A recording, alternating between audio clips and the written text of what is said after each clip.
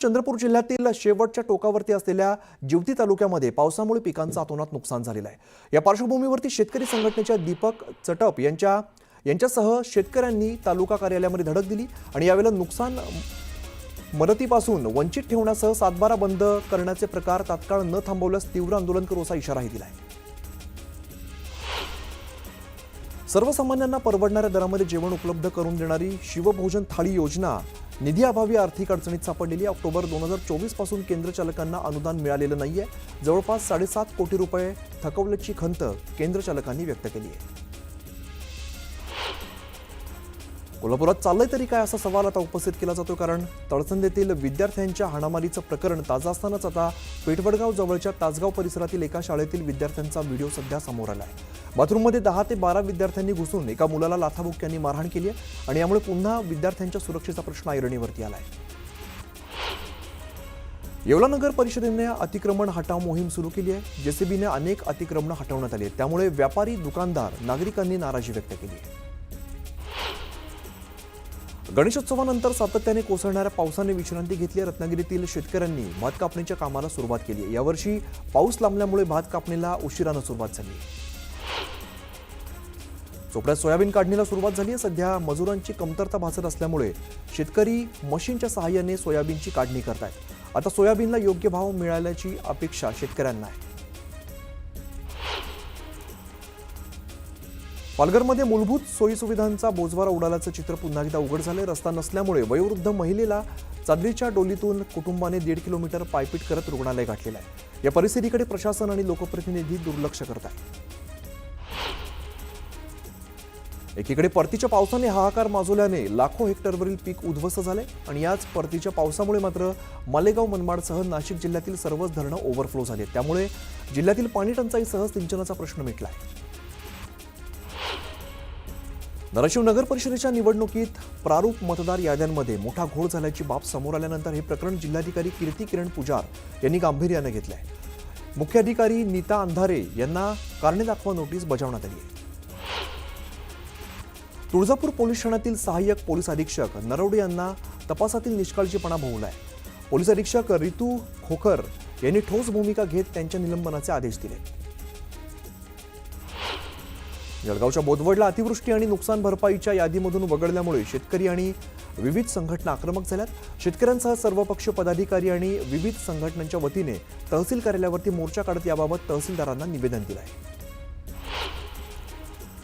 पालघर जिल्हा परिषदेचे उपमुख्य अधिकारी रवींद्र शिंदे यांच्या गाडीमध्ये लाल दिव्याचा वापर करण्यात आलाय। सर्वोच्च न्यायालयाकडून लाल दिवा न वापरण्याचे स्पष्ट आदेश असताना तरी देखील उपमुख्य कार्यकारी अधिकाऱ्यांकडून सर्वोच्च न्यायालयाच्या आदेशाला केराची टोपली दाखवण्यात आली आहे।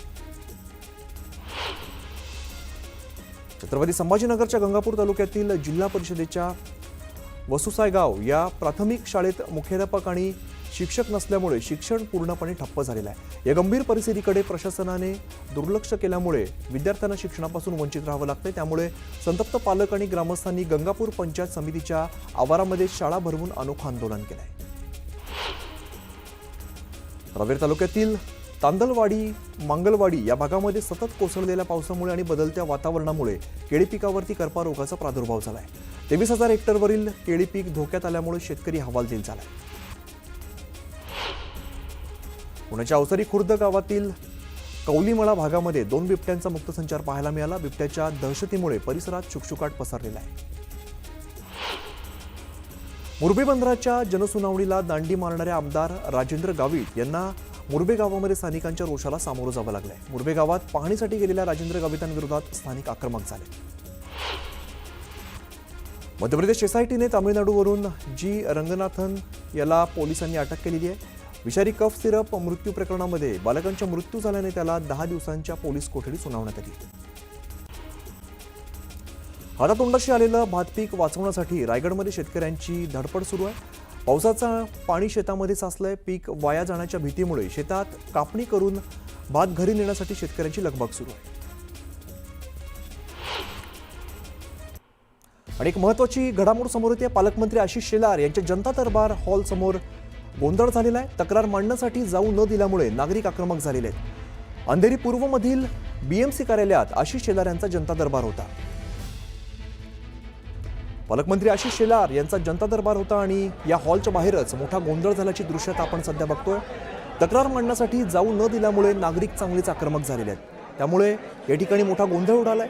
अंधेरी पूर्वमधील BMC कार्यालयात आशिष शेलार यांचा हा जनता दरबार होता.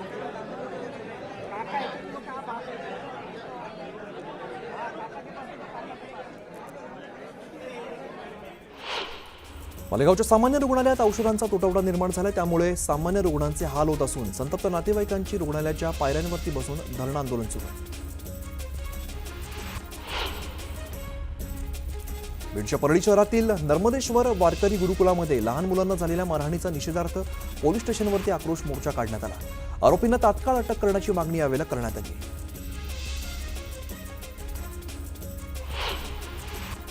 अकोल्यातील शेतकरी संघटनेने सरकारने जाहीर केलेल्या मदतीवरून टीका केली आहे. GR वारंवार बदलून जनतेची दिशाभूल केल्याचा आरोप करण्यात आला. बुलढाण्यात ठाकरेंच्या शिवसेनेनं आंदोलन केलंय. लोणार आणि मेहकर तालुक्याला अतिवृष्टीच्या यादीत समावेश न केल्यामुळे निषेध करण्यात आलाय. यावेळेला शासन निर्णयाची कार्यकर्त्यांनी होळी केली.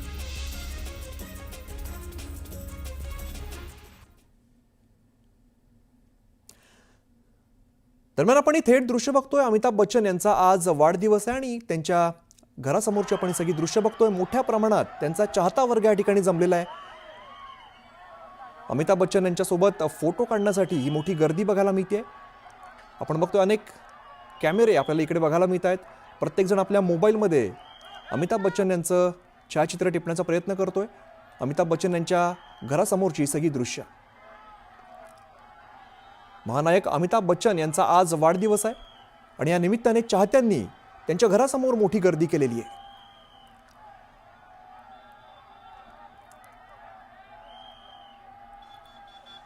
अमिताभ बच्चन यांच्या चाहत्यांमध्ये मोठा उत्साह बघायला मिळतोय. घरासमोर प्रचंड गर्दी आपल्याला बघायला मिळते. बिग बी अमिताभ बच्चन यांच्या बंगल्यासमोरची सगळी गर्दी.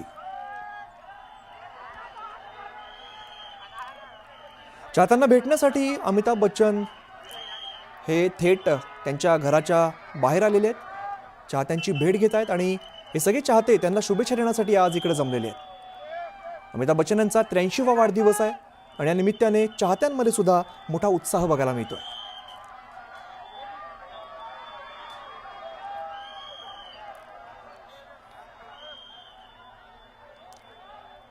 अनेक उंचावलेले हात आपण बघतोय. प्रत्येकाच्या हातामध्ये कॅमेरा किंवा मोबाईल आपल्याला बघायला मिळतोय. कारण अमिताभ बच्चन यांचा फोटो टिपण्यासाठी हे सगळे फॅन आहेत. हे सगळे चाहते आपल्याला बघायला मिळत आहेत. बिग बी अमिताभ बच्चन यांचा आज 83वा वाढदिवस आणि या निमित्तानेच ही सगळी गर्दी.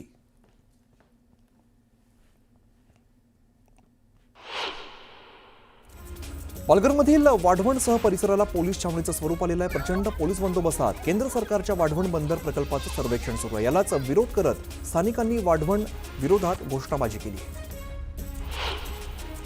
बीडच्या केज तालुक्यातील कोरडेवाडी या ठिकाणी साठवण तलाव उभारणीच्या मागणीसाठी जलसमाधी आंदोलन करण्यात आलंय. शेकडो ग्रामस्थांनी यात सहभाग घेतलेला असून मागील 6 दिवसांपासून हे आंदोलन सुरू आहे. शिर्डी नगर परिषदेच्या मतदार याद्यांमध्ये घोळ असल्याचा आरोप करत काँग्रेसने नगर परिषद निवडणुकीवरती बहिष्कार घालण्याचा निर्णय घेतलाय.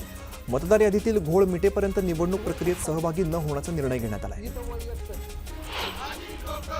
पालकमंत्री राधाकृष्ण विखे पाटलांच्या मतदारसंघामध्ये ओबीसी नेते लक्ष्मण हाकेंचा निषेध करण्यात आलाय. विखे पाटलांवरती केलेल्या टीकेमुळे लक्ष्मण हाकेंच्या फोटोला जोडे मारत हाकेंविरोधात घोषणाबाजी करण्यात आली. सांगोल्यात दिवंगत आमदार गणपतराव देशमुख यांच्या घरावरती दारूच्या बाटल्यांचा आणि दगड मारल्याने सांगोला बंदची हाक देण्यात आली आहे. या बंदमध्ये हजारो कार्यकर्ते सहभागी झाले. छत्रपती संभाजीनगरमध्ये अतिवृष्टीग्रस्तांसाठी उद्धव ठाकरे यांच्या उपस्थितीत हंबरडा मोर्चा काढण्यात आलाय. संपूर्ण कर्जमाफीसह हेक्टरी 50,000 रुपये द्या, पीक विम्याचे निकष पूर्ववत ठेवा, पशुधनासाठी निकष शिथिल करून मदत द्या या मागण्यांसाठी ठाकरेंचा पक्ष रस्त्यावरती उतरला आहे. शेतकऱ्यांना सरसकट कर्जमाफी द्या, तसंच हेक्टरी 50,000ची मदत द्या अशी मागणी उद्धव ठाकरेंनी केली आहे. कर्जमाफी होत नाही तोपर्यंत सरकारला सोडणार नाही. हाती आसूड घेऊन सरकारला वटणीवरती आणावंच लागेल असं उद्धव ठाकरे म्हणाले.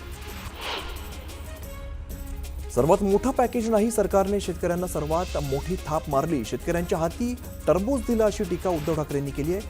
शेतकरी मेला तरी विम्याचे पैसे मिळणार नाहीत असे निकष आहेत असं ठाकरे म्हणाले. कर्जाचं पुनर्गठन करणं म्हणजे आजचं मरण उद्यावरती अशी स्थिती आहे. त्यामुळे कर्जाचं पुनर्गठन नको, कर्जमुक्ती द्या अशी मागणी उद्धव ठाकरेंनी केली आहे. सरकार असतं तर शेतकऱ्यांना कर्जमुक्ती दिली असती असंही ठाकरे म्हणाले. आमच्या सरकारने एवढं मोठं पॅकेज जाहीर केलं, ठाकरेंना याची कल्पना नव्हती म्हणून हंबरडा सभा घेतल्याची टीका सुनील तटकरे यांनी केली आहे. तर मविया विनाकारण राजकारण करत असल्याचंही वक्तव्य त्यांनी केलं. जनावरांसारखा हंबरडा फोडायचा चांगला आहे, आता त्यांना तेच काम योग्य आहे असं म्हणत गिरीश महाजनांनी उद्धव ठाकरेंचा हंबरडा मोर्चावरून टीका केली. ठाकरेंच्या शिवसेनेकडून सहानुभूती मिळवण्याचा प्रयत्न सुरू असल्याची टीका मंत्री शंभूराज देसाईंनी केली आहे. कसलाही मोर्चा काढू देत, जनतेवरती काही परिणाम होणार नसल्याचंही ते म्हणाले. मंत्री भरत गोगावलेंनी उद्धव ठाकरेंच्या हंबरडा मोर्चावरती टीका केली आहे. शेतकऱ्यांना दिलेली मदतीची रक्कम पाहूनच ठाकरेंनी मोर्चा काढलेला आहे. तर शेतकरी हंबरडा मोर्चाला जास्त महत्त्व देत नसल्याचंही ते म्हणाले. ठाकरेंचा मोर्चा शेतकऱ्यांसाठी नाही तर निवडणुकीसाठी आहे अशी टीका खासदार संदीपान भुमरेंनी केली आहे. शेतकऱ्यांना जी मदत करता येईल ती सरकारनं केली आहे. शेतकऱ्यांच्या मदतीमध्ये राजकारण नको असं भुमरे म्हणाले. मंगलप्रभात लोढा कबुतरांसाठी लोढा कबूतर टॉवर उभं करतील असं म्हणत हर्षवर्धन सपकाळे यांनी मंगलप्रभात लोढांवरती टीका केली आहे. तर जैन मुनींच्या निवडणूक लढवण्याच्या निर्णयाचं त्यांनी स्वागत केलं आहे. मंडणगड न्यायालयाच्या नवीन इमारतीच्या उद्घाटन निमंत्रण पत्रिकेतून खासदार सुनील तटकरेंचं नाव गायब आहे. सरन्यायाधीश भूषण गवई यांच्या हस्ते या नवीन इमारतीचं उद्घाटन पार पडणार असून स्थानिक खासदार आणि उपमुख्यमंत्री अजित पवारांचं नाव निमंत्रण पत्रिकेत नसल्यामुळे चर्चांना उधाण आलं आहे. आगामी निवडणुका महायुती म्हणून लढणार असल्याची माहिती दादा भुसेने दिली आहे. एकनाथ शिंदेंनी दिलेल्या आदेशानुसार आम्ही निवडणूक लढणार असल्याचंही भुसे म्हणाले.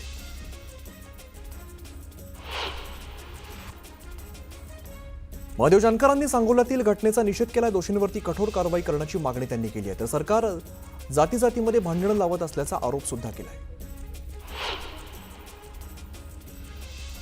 अमरावतीच्या माधानमध्ये दिव्यांग संमेलनाचं आयोजन करण्यात आलं होतं. नितीन गडकरींच्या हस्ते दिव्यांगांचा सत्कार करण्यात आलाय. तर दृष्टीहीन दिव्यांगांना दृष्टीकाठीचं वाटपही करण्यात आलंय.